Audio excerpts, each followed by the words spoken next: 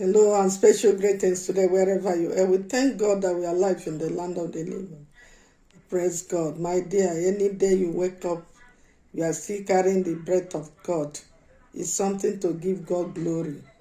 For life is not something that is easy to come by. Nothing can afford for life or can afford life. Life belongs to God.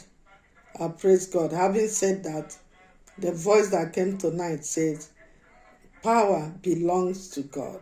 Power belongs to God. My dear listener, you might be using your life the way you want to use it. You might be doing things the way you want to do it also.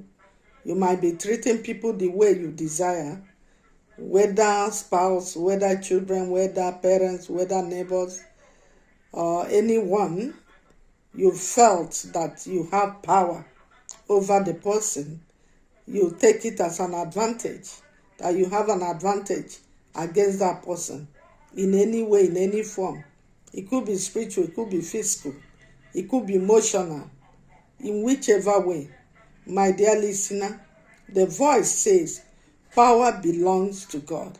That you are doing it does not mean that it's by your own power. That you are doing it does not mean that you can continue to do it.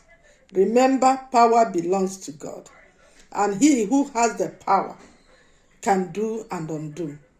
Having said that, Psalm 62 verse 11 said, once has God spoken, and twice I have heard this, that power belongs to God.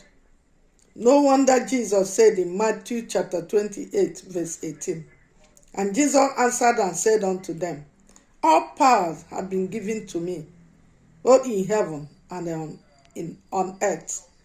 My dear listener, if people do a lot of things to acquire power, people make a lot of sacrifices to acquire power, people make rituals to acquire power, my dear listener, power belongs to God.